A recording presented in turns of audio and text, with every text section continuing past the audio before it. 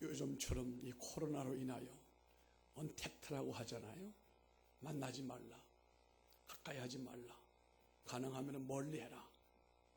이렇게 하는 가운데 인간은 그렇게 하면 안 되는 존재입니다.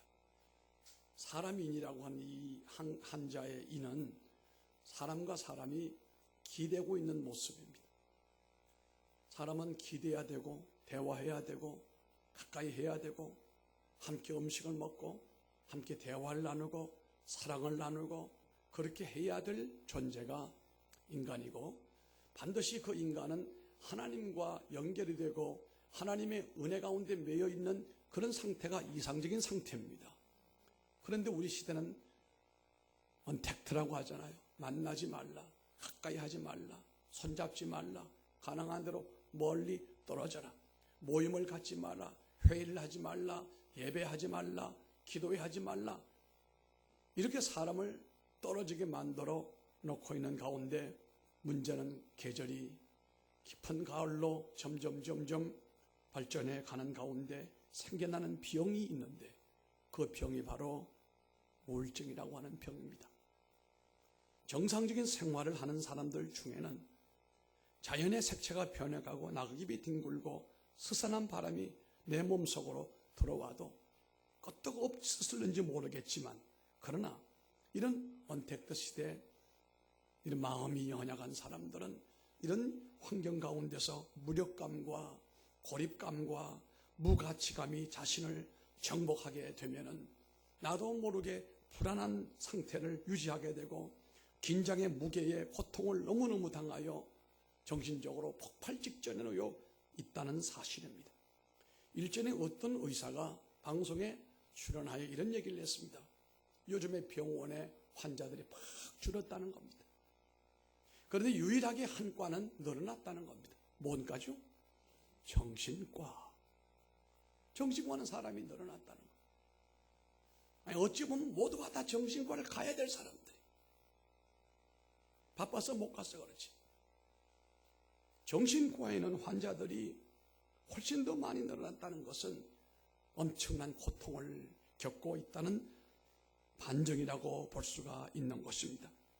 특별히 이런 계절에 사랑하는 사람을 미리 보내고 잃어버린 분들에게 다가오는 억압과 고통은 더 심할 것이고, 자아실현에 대하여 욕구가 좌절된 이런 청년들도, 또 이런 30대 주부들도 고통을 호소하고 있는 가운데 있고, 경제적인 위기 시대에서 하루하루를 견뎌내는 직장인들도 무거운 짐 가운데 눌려 있게 되고, 신체적인 증상과 질병으로 그렇지 않아도 마음이 힘들고 한데, 이런 분들 가운데 심미성의 사람들, 민감한 사람들은 이 우울증에서 벗어나기가 힘이 들고 이 고통을 온몸으로 감당하고 있는 상황이라는 것입니다. 오늘 우리가 읽었던 마태복음 17장에 나오는 본문의 이 말씀은 바로 우울과 고독 속에 갇혀있는 제자들에게 그곳으로부터 탈출하게 하는 좋은 방법을 제자들과 우리들에게 제공해주고 있는 것입니다. 여러분, 예수님의 제자들도 우울증과 억압과 고민에 시달린 적이 있었습니다. 성경을 보면 예수님께서 이 말씀을 하시기 전 6일 전에 제자들에게 아주 중요한 말씀을 했습니다. 그들이 그렇게 믿던 선생님, 그 예수님께서 내가 이제 고난을 당하게 되고 죽음을 겪게 될 것이다 그랬습니다. 청천벽력이었습니다. 그리고 제자들에게도 말합니다. 너희들도 자기 십자가를 지라, 이런 부담스러운 말씀을 하십니다. 이 말을 듣고 난 다음 그 제자들의 마음은 우울하고 불안하기 그지없었습니다. 그 뒤로부터 6일 동안 제자들의 마음과 얼굴에는 낙담과 어두움이 역력했습니다. 여러분, 정신과 의사가 제일 먼저 판단하는 기준이 있습니다. 이것은 육체적인 여러 데이터가 아닙니다. 그 사람의 얼굴을 자세히 본다는 겁니다. 얼굴을 보면 대부분의 많은 문제점들이 얼굴에 다 데이터가 이렇게 그려져 있다는 거예요. 이런 어려운 시대를 살지라도 우리가 얼굴을 활짝 피고 상대방에게 기쁨을 선사할 수 있고 상대방에게 즐거움을 줄 수 있는 그런 모습의 이미지가 되기를 바랍니다. 특히 부부라도 말입니다. 부부라도 항상 어두운 얼굴을 하고 있고 긴장해 있고 불안해하고 이러면 같이 사는 사람도 서서히 물들게 되어 있어요. 이번에 10월 26일 날 우리 그 총신대학 신학대학원 동기 79회 동기들이 총회를 가져요. 저는 그동안에 계속 뒤로 미루고 나눠나겠다고 했는데 이제는 도무지 도망칠 수가 없어서 이번에 회장으로 취임을 하게 되겠습니다만, 그래도 목사님들은 믿음이 참 좋아요. 특별히 교회가 부담이 되니까 호텔을 빌려가지고 모집을 했는데 보니까 그 호텔이 우리에게 줄 수 있는 베드가 52개밖에 없는데 더 많이 오길래 미안하지만 50명으로 끊겠습니다 라고 했는데도 150명 정도가 온다고 하니까 왜 이렇게 많이 오느냐, 한 30명 40명 오면 될 텐데 했더니 남 목사 보고 싶어서 온다고. 그래서 내가 조금 교만한 생각이 드는지 몰라도 인생을 그렇게 못되게 살진 않았구나 그런 생각을 했어요. 잊읍어요. 기분 나빠요? 그런데 작년에 총회 때 내가 가보니까 어떤 분이 이런 설교를 해요. 우리가 30년 40년 전에 총신에서 만났을 때 그때와 그리고 그 3년 동안 대학원에서 공부를 마치고 흩어져서 국내외로 다 흩어져서 있다가 몇십 년 만에 보는 이도 있는데 지금 다 보니까 대체로 얼굴 모습이 이전보다 훨씬 더 밝고 환하다. 그건 왜 그럴까? 첫째는 하나님의 은혜고 하나님의 은혜로 사는 사람이니까 그런 것이고, 둘째는 와이프 아내들의 영향이 크다. 맨날 와이프가 뒤에서 목사님 찔러대고 고통 주고 아픔 주고 괴로움 주면 목사님이 얼굴이 환할 수가 없지요. 자극을 그렇게 받는데 병들지요. 그리고 얼굴이 환한 것은 다 목사님들 아내의 영향이 큽니다. 그랬습니다. 그런데 그 말이 정답이에요. 우리 모두에도 마찬가지예요. 내 모습의 오늘 이 이미지는 누구 때문에 이렇게 된지 알아요? 내 배우자로 인하여 이렇게 그려진 게 된 거예요. 내 배우자가 나를 사랑해주고 내게 칭찬해주고 격려해주고 내 자존감을 높여주는 그런 배우자라면 화장을 별로 세게 안 해도 환합니다. 그러나 그 좋은 얼굴에 자꾸 부정적으로 찔러대고 고통 주고 당신은 왜 그거밖에 못하냐고 말이에요. 헤어지자고 그러고 말이에요. 헛밥 공간을 막 해대고 말이에요. 애가 못하면 당신 닮아가지고 머리가 이 모양에도 돌대가리다 말이에요. 근데 알고나 얘기를 해야 돼요. 우리 유전 배열로 보게 되면 남자아이는 대체로 어머니 유전 인자를 많이 닮아요. 남자 머리는 대체로, 이건 성경은 아닙니다 데이터로 보면 누구 영향이에요? 그것도 모르고 애가 공부 못하면 당신 닮아가 돌대가리라고. 누구 돌대가리요? 네 돌대가리요. 근데 꼭 뭐가 되면 당신 때문에 애가 이렇다고 말이에요. 근데 심지어 뭐라고 하는지 알아요? 내 인생 내 팔자도 당신 때문에 이렇게 됐다. 네 인생 네가 살고 내 인생 내가 살아와 지금까지 왔는데, 물론 그것도 어느 정도 영향이 있지만 그렇게 말하면 안 되지. 거기다가 마스크까지 쓰고 있으면 보기가 참, 그래 그 시기예요. 그 시기라는 말은 귀신도 못 알아듣는데네. 우리가 살아가는 가운데 그 얼굴에 딱 보면은 그려져 있는 겁니다. 근데 예수님이 그 말씀을 하시고 난 다음에 6일이 지나는 가운데 그 얼굴을 보니까 그 얼굴들 모두가 그 두려움과 불안과 그런 무거운 중압감에 시달리고 있는 모습이 역력했습니다. 예수님의 눈에 그들은 지쳐있고 압도적인 무거운 짐에 시달리고 있었습니다.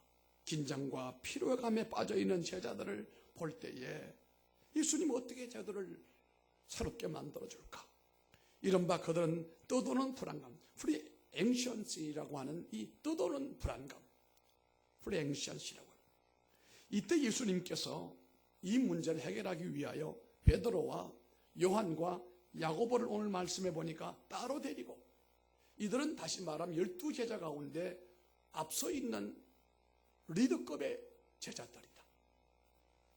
12명 다가 아니고 12명을 그들에게 영향을 주고 그들에게 정말로 많은 영향을 주는 사람이 베드로, 요한, 야고보예요. 여러분, 우리 시대는 이 팬데믹 시대를 맞이하고 코로나 시대를 맞이하여 이상한 현상들이 많이 생기고 이전에 공식이 부서지는 게 많아요. 이전의 공식은 80대 20이라고 하는 그런 경제학자의 이론이 있습니다. 20%가 경제를 일으키고 80%가 경제를 나눠 먹는다.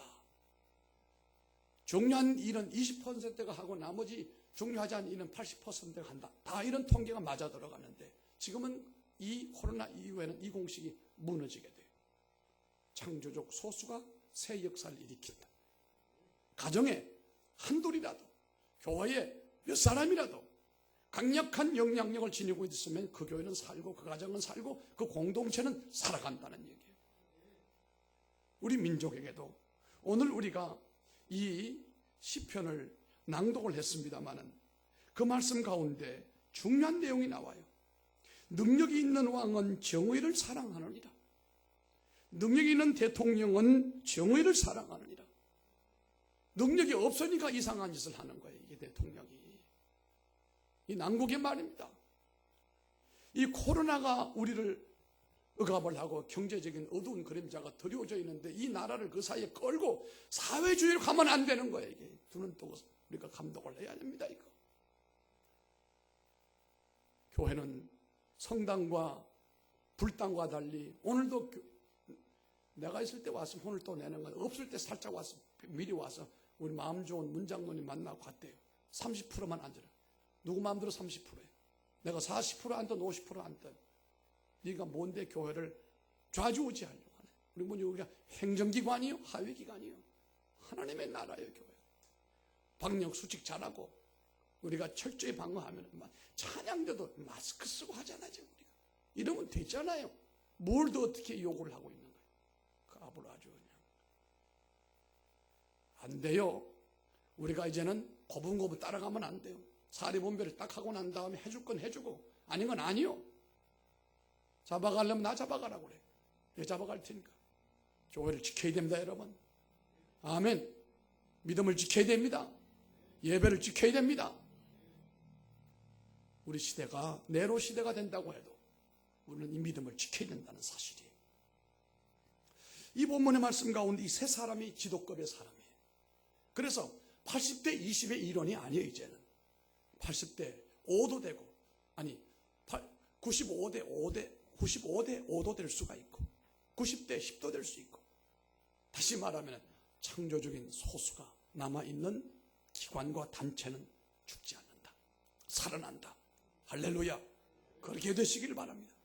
다른 제자들도 물론 중요해요. 그러나 베드로, 요한, 야고보를 하나님이 엄청나게 바꿔놓게 되면은 그 세 사람이 영향력이 나머지 모든 사람들에게 몇 사람이에요?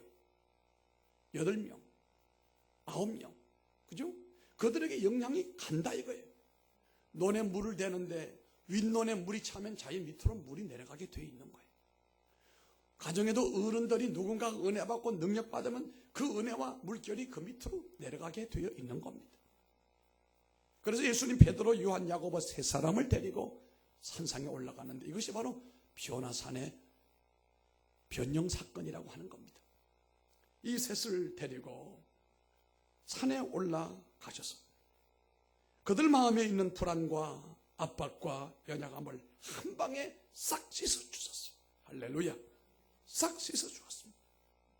도리어 그들에게 내려와서는 활력과 그리고 용기와 희망이 넘치게 되었고 이것은 바로 하나님을 경외함으로 또 신령한 하나님을 체험함으로 하나님의 임재에 동참함으로 이것이 가능해졌습니다. 우리 성도들은 하나님의 영광의 날개 안에서 어떠한 삶의 우울과 고통도 잘 이겨내기를 바랍니다. 내가 은혜 받으면 이 모든 불안과 우울과 고통을, 우울증을 우리가 물리치고 승리할 수가 있다는 사실입니다. 먼저 하나님을 경험하려면 어떻게 해야 되느냐? 하나님 경험함이 이 모든 것의 핵심이라고 한다면 어떻게 해야 되느냐? 높은 산으로 올라가야 됩니다. 예수님이 베드로, 요한, 야고보를 어디로 데리고 왔습니까? 높은 산으로 데리고 왔습니다. 사람들에 의해 방해를 전혀 받지 않는 장소를 얘기하는 겁니다. 효과적으로 하나님을 만나고 하나님을 교통할 수 있는 장소로 가야 됩니다. 그곳이 바로 산이었습니다. 그러나 우리 삶에 있어서 굳이 산이 아니어도 무방합니다. 단지 특별한 시간을 준비해야 돼요. 그리고 특별한 장소를 준비해야 된다는 겁니다.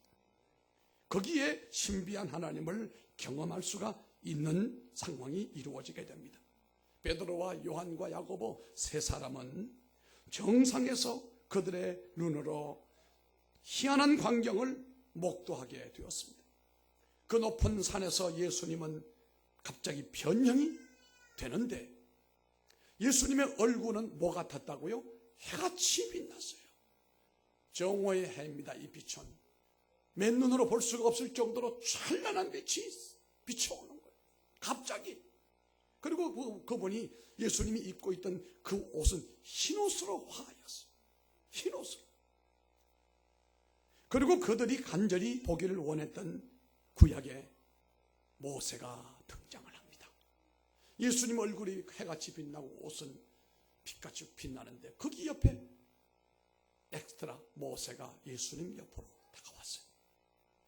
여러분, 모세는 하나님의 집에서 충성된 사람이에요.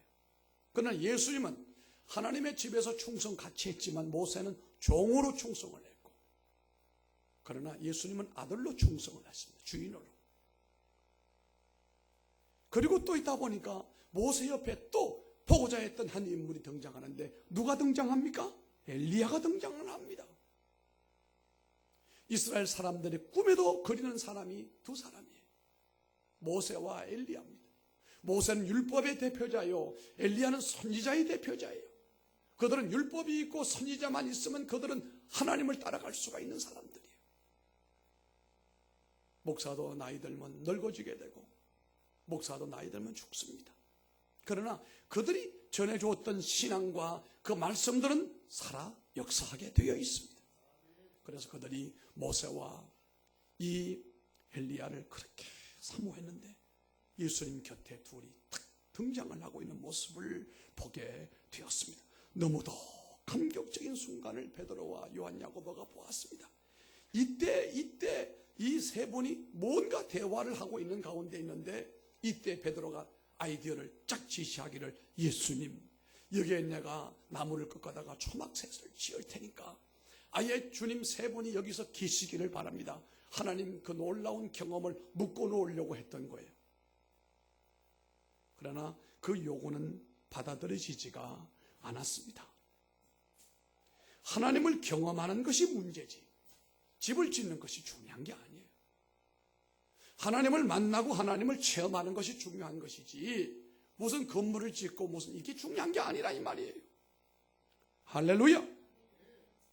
하나님을 경험하는 것은 어떤 장소나 시간이 문제가 아니고 내용이에요. 하나님을 만나는 이런 사인이 한번 우리가 도장처럼 내 영혼에 찢겨버리게 되면 나는 영원히 이 모든 어려움과 고통과 우울증을 영향받지 않습니다. 하나님의 전적인 영향을 받으며 살게 되어 있다는 사실입니다. 하나님을 경험하는 것은 긴 시간이 아니라 여러분 그 내용입니다. 그들은 하늘로부터 음성을 듣습니다. 이때 세 사람이 그 앞에 엎드려져서 심히 두려워 떨고 있을 때에 예수님께서 손을 그들에게 대시면서 일어나라, 두려워 말라. 여러분, 이 코로나로 인하여 일어나시길 바랍니다. 두려워하지 마시길 바랍니다. 코로나 위에 하나님이 계시는 거예요. 중세기 유럽이 흑사병으로 3분의 1이 전부 죽었어요.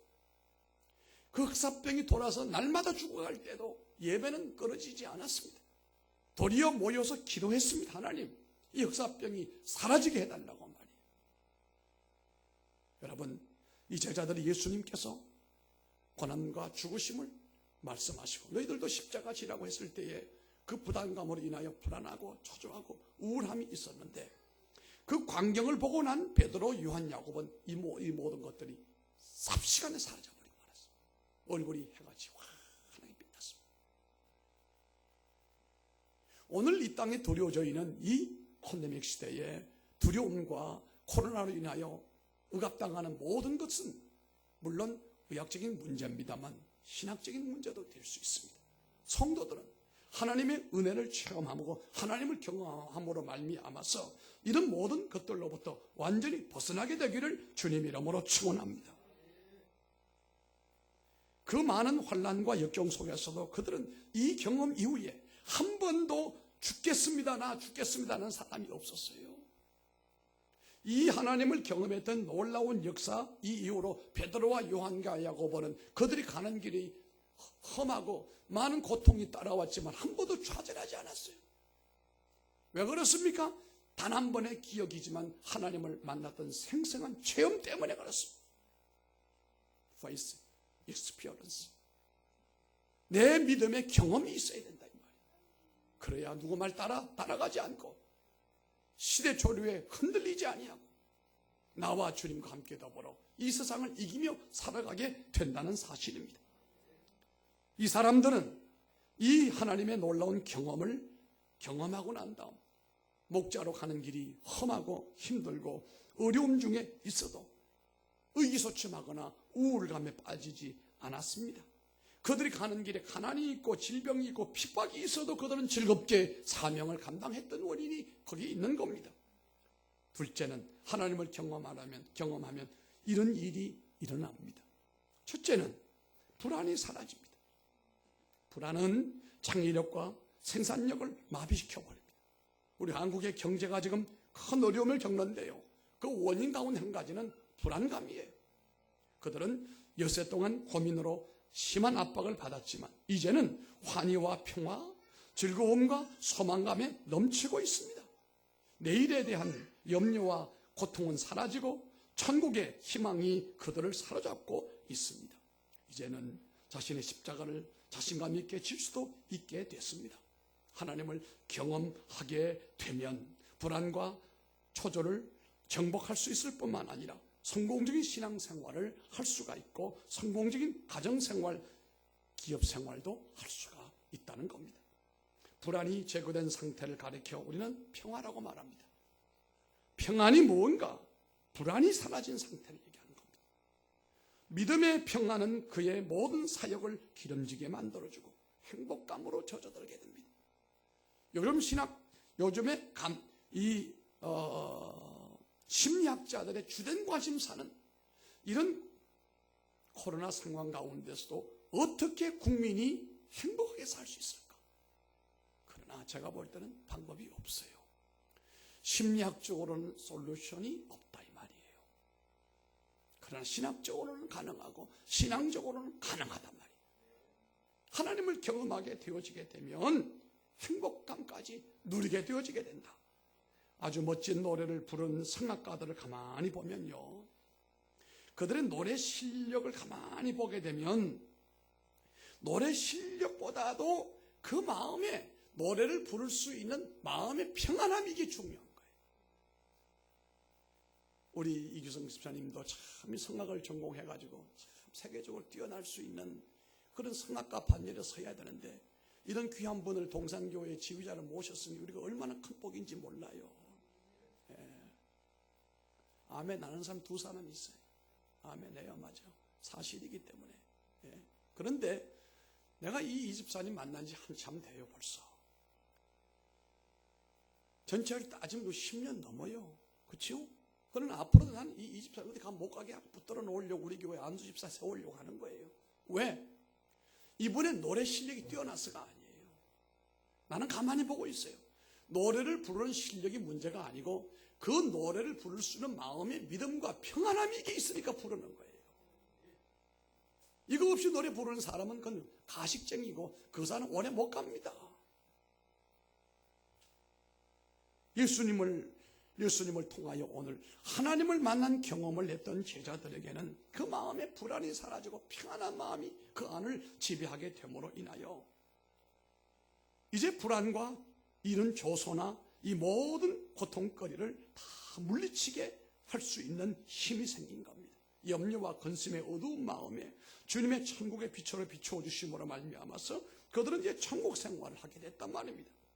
둘째는요, 이 하나님을 경험하게 되면 첫째는 불안감이 사라지고 두 번째는요, 깨달음이 일어나게 됩니다. 많은 깨달음이 일어남으로 인하여 결국은 성장하게 되어 있습니다. 고민이 변하여 궁금증이 변하여 해답이 되고 길이 되는 것입니다. 예수님의 변형을 통해서 율법의 대표자 모세, 선지자의 대표자인 누구요? 엘리야가 더불어 말씀하시는 것을 보고 그 중에 얘기를 끌어나가시고 그 얘기를 주관하신 주기는 예수님이에요. 분명히 예수님의 죽으심은 구속의 완성이며 율법의 완성이라는 사실을 그들이 거기서 알게 되는 겁니다. 욥이 고난당하고 있을 때 그 이유를 몰라서 42장 4절에 보니까 내가 말하겠사오니 주는 들으시고 내가 주께 묻겠사오니 주여 내게 알게 해소서. 난 도무지 이 고난을 이해를 못한다고 그랬어요. 그런데 그가 하나님을 경험하고 난 다음에 42장 5절로 6절에 보니까 내가 주께 대하여 귀로 듣기만 하였사오나 이제는 눈으로 주를 배움나이다 그랬어요. 그러므로 내가 스스로 거두어 드리고 이제 내가 했던 말 다 거둬 드리고 티끌과 제 가운데서 회개하나이다라고 말했습니다. 하나님의 신령한 경험은 그의 이해의 폭을 넓힐 뿐만 아니라 깊이를 깊게 만들어주고 더 나아가서 하나님의 지혜를 통하여 세상살이를 멋있게 하고 영광을 돌리며 살아가게 된다는 사실입니다. 깨달음의 연속이에요. 하나님을 체험을 하게 되면 또한 삶의 방향이 달라지고 시야가 넓어집니다. 세상의 경험은 잠시 그때만 영향을 줍니다. 그러나 하나님을 만났던 경험은 그의 삶의 전 방향을 완전히 송두리째 바꿔놓게 됩니다. 하나님을 만나는 경험은 새로운 인생의 문을 열어놓게 됩니다. 새로운 삶의 관점이 생깁니다. 새로운 인격이 발전되고 새로운 사명을 발견하게 됩니다. 성경 속에는 하나님을 만났던 사람들의 삶이 새로운 방향으로 급진적했던 전환점의 사례들이 많이 있습니다. 아브라함은 갈대아 우르에서 하나님을 만남으로 믿음의 조상으로 우뚝 서게 됐잖아요. 야곱이 베델에서 돌베개 베고 잠자다가 이 꿈속에서 하나님을 만나 인생의 새로운 전기를 맛보게 됩니다. 모세는 호렙산에서 하나님을 만나 민족의 지도자로 급부상을 합니다. 암흑기의 사사들은요, 하나님을 만남으로 민족을 적군의 손에서 다 구원해내는 역사를 이루었습니다. 마르틴 루터는 종교개혁의 힘든 일을 행하면서 결코 언제나 쾌활해지지는 않았습니다. 엄청난 이 로마 가톨릭 억압과 그 모든 고통 속에서 항상 그 얼굴이 어두웠다는 겁니다. 그 몸을 쭉 늘어뜨리기도 했고 우울함에 빠져서 허덕기도 했습니다. 그럴 때면 그의 아내 카타리나 보라가 위로를 하며 격려를 해주었습니다. 여러분, 남편들 힘들어요. 아내들이 위로해주고 격려해주고 힘을 실어줘야 됩니다. 중보기도 해야 됩니다. 그게 아멘 하시기 바랍니다. 그래서 남편을 살려야 됩니다. 남편도 아내들을 격려하고 위로하고 살려놔야 됩니다. 그저 우울해지기만 했던 상황이 많이 아내 때문에 그 우울 분위기가 풀려지기도 하고 그렇게 했다는 겁니다. 그래도 전체적으로 이 종교개혁을 하면서 마르틴 루터가 엄청난 중압감에 시달렸어요. 한 번은 아내가 여보 그러지 말고 여행을 좀 다녀오세요. 아내 말을 듣고 루터가 여행을 떠났습니다. 여행을 떠났는데 문제는 돌아올 때 보니까 그 얼굴이 떠날 때랑 똑같이 어두워 있었어요.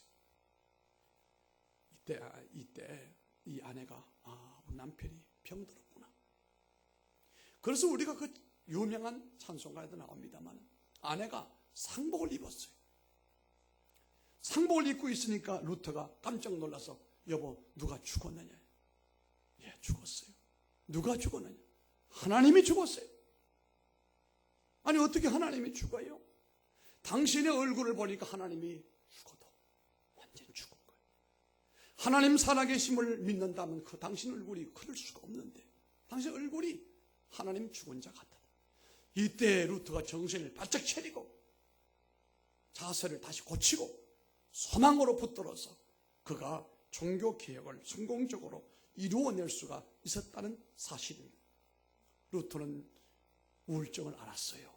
그래도 그 아내 때문에 그것을 이겨내고 큰 업적을 이루어냈습니다. 이렇게 어려울 때 우리 교우들 간에도 장로님이나 권사님이나 우리 모든 성도들 서로서로 격려해주고 용기를 불어넣어주고 칭찬해주고 그렇게 하시기를 바랍니다. 절망과 불안, 고독감은 주위의 사람들의 위로와 설득으로 다 되지는 않습니다. 여행을 한다고 해서 바뀌어지지 않습니다. 육체적인 원인으로 겪는 질병의 문제는 대부분 정신적인 문제 때문에 원인이 되는 거예요. 이 육체의 또 정신적인 문제는 어디서부터 옵니까? 영적인 데서부터 생산되는 것입니다. 영적인 문제를 정신적, 육체적으로 풀 수가 없어요. 정신의 문제를 육체적으로도 풀 수는 없습니다. 그 무거운 고통과 우울감은 하나님의 영광을 범으로 완전히 해결되고 하나님을 만남으로 인하여 완전히 해결되는 줄로 믿습니다. 우리들도 이 시간 영광의 은혜로 사명감이 충만하고 삶의 역동적인 힘이 충만하소서. 나를 약하게 하고 범인 중에 헤매게 하는 어두운 거미줄을 완전히 걷어 치우시고 승리하시기를 바랍니다. 하박국 선지자의 외쳤던 3장 19절의 말씀을 승리로 받아들이면 좋겠습니다. 주 여호와는 나의 힘이시라. 나의 발을 사슴과 같게 하사 나를 나의 높은 곳으로 다니게 하시리로다. 아멘. 하나님 감사합니다. 이 코로나